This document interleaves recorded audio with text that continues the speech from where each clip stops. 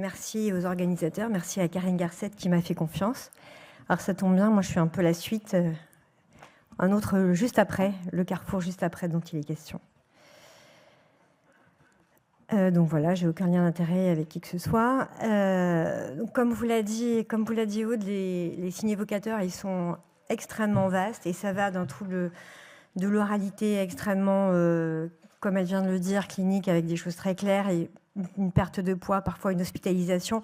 Tout est extrêmement, prend des ampleurs très importantes très rapidement. Et donc, comme elle vous l'a un peu dit, enfin, je ne vais pas rebalayer non plus, c'était très bien fait. Donc, il y a toute la partie pneumo, que ce soit tout chronique, pneumopathie, mais que ce soit aussi dans la toute petite enfance, en néonate, c'est des désaturations, ce sont des malaises, ce sont des enfants qui sont réanimés parfois. Donc, tout de suite, ça ne prend pas du tout la même tournure. Toute la partie, donc, nous, on va rechercher cyanose, malaise, tout ça, tout le contexte angoissant, s'il existe. Il y a tout le reste de la partie qui va être sur toute la phase orale, c'est-à-dire les blocages alimentaires. Est-ce qu'il y a eu des Heimlich? Est-ce qu'il y a eu des choses plus mécaniques? Et puis après, on entre dans mon enfant ne veut pas manger, il refuse, je ne peux plus l'alimenter, etc. Donc, entre des désaturations à 3 semaines et puis mon enfant ne mange pas de morceaux, tout ça, ça fait le même genre de... Ça fait la consultation, en fait. Donc, des enfants qui ont 1 jour jusqu'à des enfants qui ont 15 ans avec des TSA et qu'on ne sait pas pourquoi ils ne mangent plus comme avant. Donc, une clinique extrêmement complète. Et donc, voilà, moi aussi, dans ma pratique, je travaille avec une orthophoniste. Je suis à Necker. Et ce qui est compliqué dans le carrefour, c'est qu'à la fois, il va y avoir... des choses qui sont organiques, causes, et qui vont retentir sur la déglutition et la façon dont les enfants mangent, et à l'inverse, des enfants qui ne mangent plus, et donc il va falloir savoir s'il y a une cause ou pas. Ce cercle vicieux, c'est là où moi j'interviens pour savoir si c'est plutôt neuro, plutôt obstacle, plutôt tape, plutôt... voilà, je fais un petit peu un petit aiguillage là, à cet endroit-là. Voilà, alors mon intitulé au départ c'était diagnostic. Comment fait-on le diagnostic dans le trouble de la déglutition? Donc c'est tout à fait partial ce que j'ai fait parce que je vais vous parler de ce que moi je fais surtout. Je dis juste qu'il y a 2 petites diapos sur ce qui peut se faire aussi mais je le connais moins bien. Ce qui est premièrement fait, ce que vous avez eu avec le bronchogramme aérique, ce que vous avez vu, c'est le transit bucco-pharyngo-œsophagien ou alors la fluoroscopie ou alors le radiocinéma. En général, c'est fait par le radiologue. L'intérêt, c'est que c'est relativement simple. Après, les radiologues n'aiment pas forcément ça parce qu'ils ne savent pas exactement qu'est-ce qu'on attend, s'il y a vraiment un risque ou pas à leur faire avaler la barite. Donc, ils n'aiment pas trop ça en général. C'est compliqué quand il y a un fauteuil roulant, quand c'est des ados et qui ne mangent pas le fauteuil roulant, parce qu'en fait, les enfants sont sur les genoux de leurs parents, habituellement avec un tablier. Donc, c'est une scopie. Donc, on voit vraiment la progression du liquide. Et ça signe s'il y a ou pas une fausse route, c'est-à-dire une pénétration de ce qui est radio-opaque à l'intérieur des voies aériennes. En revanche, sur la mécanique, c'est beaucoup moins précis que ce qu'on peut faire nous. Donc voilà. Et par contre, les enfants qui ont une oralité extrêmement contrariée peuvent le faire parce que malgré tout, on arrive à leur faire manger un peu de barite dans ce qu'ils aiment bien manger, que ce soit le yaourt blanc, dans le pot blanc, machin, etc. Ça reste possible. Donc ça, c'est pas une vidéo, c'est juste une image, mais on voit la barite qui passe, comme vous l'a montré Aude tout à l'heure. Ça permet de voir si on a ou si on n'a pas. Je vous dis vraiment pour le type de ce qui se passe, on peut faire beaucoup mieux après.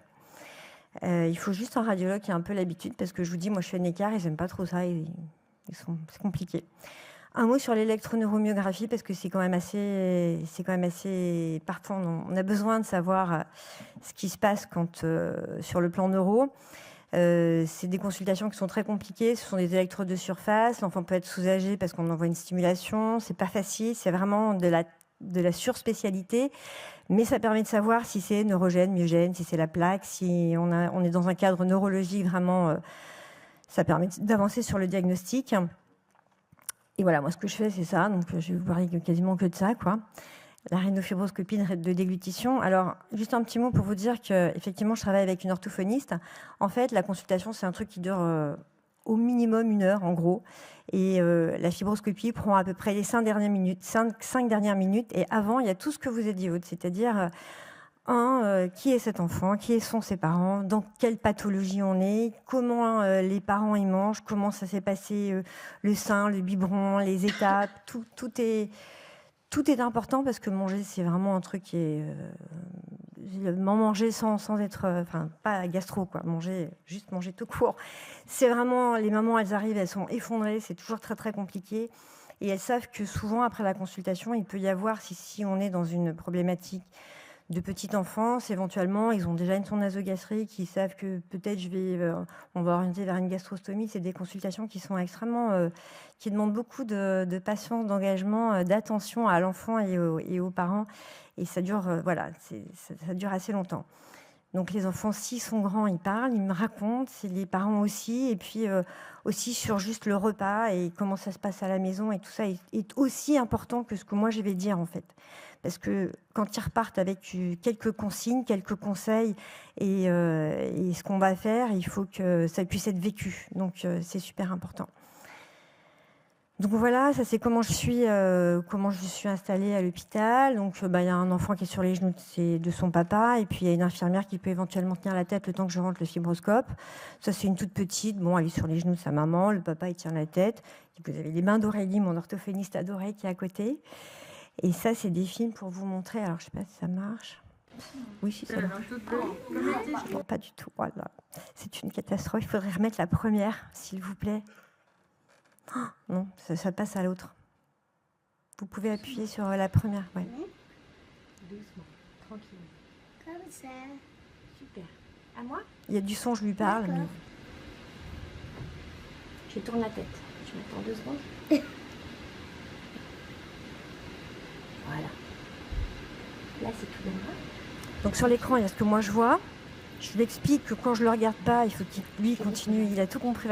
J'ai déjà tout expliqué. Là, je suis donc voilà, c'est la maman qui est beaucoup plus inquiète en fait. Moi, je passe ma petite tunnel. Super. Voilà. Top. Maintenant, je suis en place. Voilà, ils savent qu'ils peuvent me dire top quand ça va pas. Et je leur explique qu'il y a plusieurs chemins, que je peux changer de chemin, que c'est eux qui ont la main et souvent ça se passe bien. Alors, j'ai essayé de lancer la deuxième. Non, elle veut toujours pas. Il va falloir que vous les lanciez, je pense. La deuxième, s'il vous plaît. Non, pas. Ça, c'est une enfant qui a un polyhandicap, qui est sur les genoux de sa maman. Tu me regardes, chouchou? La Reine des Neiges. Oh, tu connais la Reine des Neiges? C'est vrai, tu connais la Reine des Neiges? Super. Voilà, je parle de la Reine des Neiges, rien à voir, mais ça marche quand même. Tu peux continuer. Oh, tu fais un peu de guillis dans le nez. Bravo. Voilà, super. Ça y est, je suis en place. Donc, c'est pas des choses extraordinairement compliquées. Ça se passe pas toujours aussi bien, mais ça y est, là, je suis en place pour la faire manger, et donc Aurélie va lui donner à manger. Je vais faire la troisième, s'il vous plaît. Et on voit bien même la langue, elle arrive à venir. Comme petit, je trouve. C'est un tout petit. Il a une craque. Vous l'entendez pas parce qu'il a une craque, mais voilà, la maman le tient. Et on lui donne à manger pendant que je suis en place. C'est Aurélie qui lui donne à manger. Voilà. Donc c'est pas... Ça demande... voilà, pratique, mais pour les enfants, pour les parents, c'est pas un truc insurmontable. Alors, je vous ai mis juste un tout petit truc en haut là. Merci monsieur.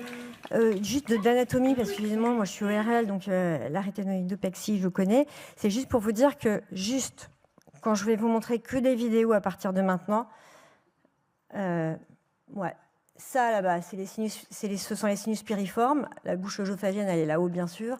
Là, c'est l'axe aérien, et la vallécule est là. Donc la langue, elle est là. Quand moi je suis dedans, je suis au-dessus, je reste juste derrière le voile, et je vois quand ça descend où ça va. Voilà, c'est juste pour que je puisse vous dire sur les autres trucs, les autres vidéos. Donc en fait, je vais vous montrer que des vidéos pour que vous ayez un peu, parce que je me suis dit que c'était plus sympa pour vous, c'est l'endroit que vous ne voyez pas, c'est juste avant, voilà. Et donc ce sont que des vidéos. Donc là, c'est un petit à qui je vais donner d'abord un biberon, c'est un enfant qui est alimenté uniquement par la bouche, qui prend du biberon et qui est diversifié, qui prend de la compote aussi. Et il va avoir dans l'ordre, vous pouvez lancer s'il vous plaît, un biberon, il ne tousse pas, de la compote et un biberon d'eau. Alors, je vais vous le commenter au fur et à mesure, mais donc, voilà, là, il tousse un peu.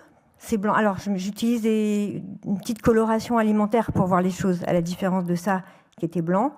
Donc ça, c'est du biberon, c'est du lait. Donc, il coordonne, là, ça se passe bien. Vous voyez les petits glottes qui reculent. Jusque-là, c'est une déglutition normale. Et puis là, je ne sais pas si vous avez vu, mais c'est passé en plein sur les cordes vocales. Et en fait, ils se décoordonnent et ils se désynchronisent au fur et à mesure. Et là, vous voyez que ça rentre juste derrière l'épiglotte qui est devant. C'est un enfant qui continue, qui n'a pas d'arrêt quand il prend son biberon.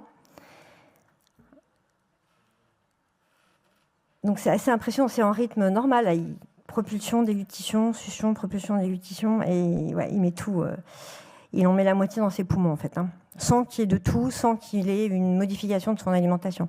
Ça, c'est de la compote. Alors la grande différence, c'est la texture.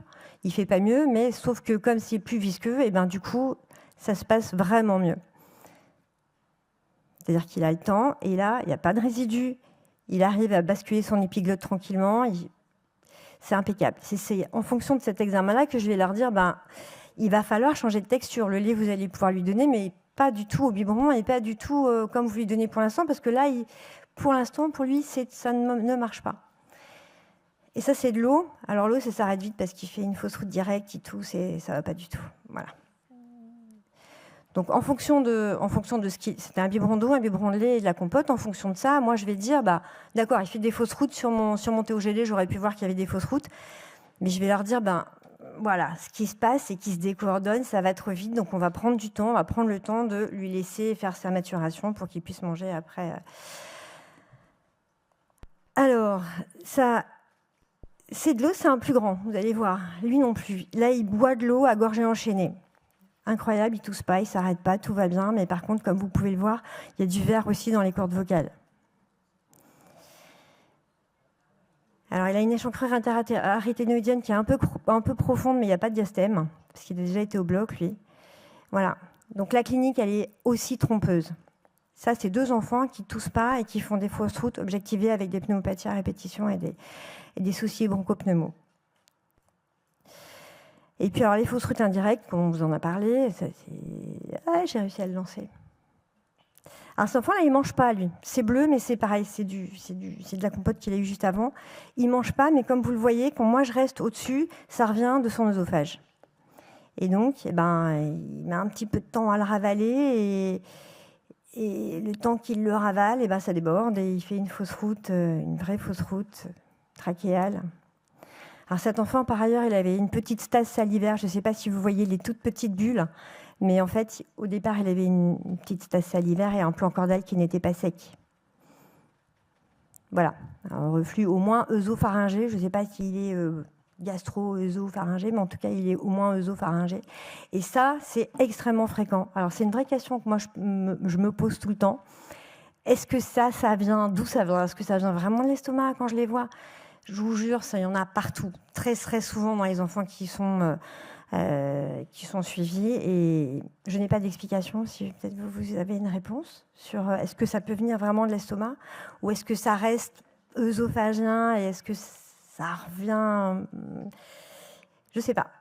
Je veux bien votre avis après. Alors, trouble de la propulsion, là on a vu des fausses routes, effectivement avec un vrai syndrome de pénétration, ça passe le plan cordal, ça passe les cordes vocales. Là vous allez voir autre chose qui se produit, il n'y a pas de stase salivaire, là il a un petit érythème des aryténoïdes, mais donc ça c'est un plus grand, il est en train de manger, là, ça arrive, et là, au niveau de la propulsion, on voit qu'en fait il y a une stase alimentaire qui reste au niveau des valicules, mais qui est aussi vestibulaire, c'est-à-dire que c'est passé au-dessus de l'épiglotte, on est dans le vestibule laryngé, c'est-à-dire on n'est pas trachéal, on est encore sur la partie supérieure. Mais il y a un vrai résidu, l'épiglotte bascule, mais la base de langue, elle ne fait pas la dernière partie de la propulsion qui va faire que le bolus il va au niveau des muscles pharyngés et des constricteurs vidanges. Donc les constricteurs vidanges, ça marche bien. En revanche, la base de langue, elle ne fait pas le job. De la même façon, là, on observe un résidu. Vous savez qu'il y a les 3 constricteurs. Et là, ce qu'on voit, c'est que on vient lui donner de la compote et que quand il va avaler, déglutir, c'est-à-dire la phase pharyngée, on a un résidu qui reste au niveau des sinus piriformes cette fois. Donc, on incrimine moins la base de langue, mais plutôt les pharyngées, et c'est plutôt des choses centrales.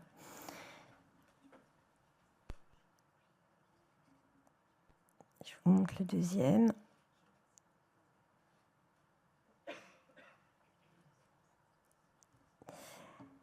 Alors cet enfant, c'est drôle parce qu'il a été opéré d'un astrocytome pilocytique dont parlait tout à l'heure. Et donc il y a une asymétrie entre la droite et la gauche. Mais c'est pour vous montrer que il va mieux vidanger son sinus piriforme. Alors, on ne le voit pas hyper bien, mais il va mieux vidanger son sinus piriforme gauche que le droit. Et il avait une position tout à fait penchée pour l'aider en fait, à aider justement cette vidange. Et ça, il met du yaourt sur les parois pharyngées aussi, au niveau des vallécules, au niveau des sinus piriformes. Voilà. C'était juste pour vous montrer que ça, tant que c'est du semi-liquide, c'est géré. Si c'est un peu plus liquide, ça va mieux passer, ça reste moins. Mais par contre, il y a une texture entre les deux où pile, ça va rester suffisamment pour pouvoir réaliser des fausses routes secondaires dans un deuxième temps s'il y a un trop grand volume et si ce n'est pas juste liquidien. Là, il boit de l'eau pour vous montrer que c'est ni un trouble de la sensibilité, ni un trouble de la coordination, mais vraiment un trouble moteur. Et ça, c'est sympa, ça nous permet, enfin c'est sympa, c'est pas sympa, mais l'examen nous permet d'être fin dans ce genre d'analyse pour pouvoir justement orienter vraiment au mieux ce que les enfants peuvent manger et ce qu'ils peuvent faire tranquillement ou pas. Trouble de la coordination, voilà. Ça, c'est plutôt du semi-liquide, donc il sait le faire. On voit qu'il y a une vidange qui est assez efficace. Par contre, il met du temps à pouvoir déglutir. Et sur ce temps-là, alors, mon examen, il est long, il dure pendant 5 bonnes minutes, il mange. En général, ça dépend, il mange quoi? Il mange ce qu'ils veulent, ce dont il y a besoin. Mais je peux rater aussi le moment où ça peut déborder. Mais de voir ça, ça entraîne de dire méfiance. Si c'est un enfant qui a une myopathie ou autre, s'il est fatigué, s'il y a une surinfection ou je ne sais quoi, il est beaucoup plus en danger de faire des fausses routes qui seraient susceptibles d'entraîner effectivement un certain nombre de pénétrations plus important. Ça, c'est un plus petit. C'est pareil. On voit qu'il tète, on voit qu'il y a les mouvements, mais par contre, ce n'est pas suivi de la bascule épiglottique, de la propulsion. Et donc, ça reste le long du défilé. Et voilà, ça peut complètement déborder et aller sur les cordes vocales. C'est limite. On voit quand il boit que c'est juste limite.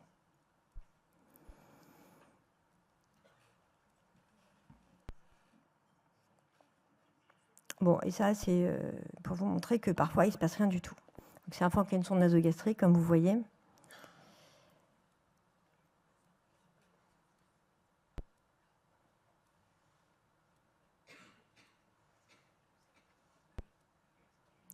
Je vous laisse juste voir parce que c'est juste... on sait pourquoi ça finit en gastrostomie ou pourquoi il y a besoin de... Voilà. C'est terrible, mais ça... Et puis ça finit par rentrer. Voilà, bref. Donc voilà. Donc je trouvais que c'était plutôt sympa de vous montrer que ce qui se passe sur un trouble de la déglutition, ça ne veut pas dire forcément des choses identiques. Autant la présentation clinique, elle est extrêmement variable.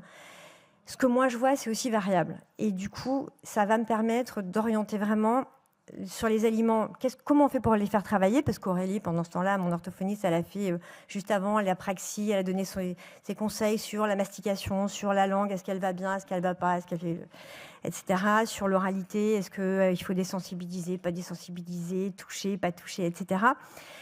Donc c'est un examen qui est quand même bien complet et qui permet de donner aux parents et aux enfants, quand ils peuvent l'entendre, quels sont les aliments sur lesquels ils peuvent compter quand ils sont fatigués, quand il y a une décompensation, quels sont les aliments qui peuvent les faire travailler? Très souvent, ça m'arrive de leur dire, s'il fait ça, on va pouvoir les faire travailler sur la rapidité de déglutition, ou alors au contraire sur telle conduite à tenir, s'il y a telle viscosité, etc. Et puis les aliments qui sont dangereux, et puis en fonction de ça, je les revois, il y en a que je revois pendant très longtemps, pour voir quelles sont les évolutions. C'est très sympa les enfants, parce qu'ils récupèrent vraiment bien mieux que les adultes. On a vraiment il y a des enfants qui ont mis 5 ans à manger et qui mangent. C'est vraiment hyper encourageant. Voilà. Merci de votre attention.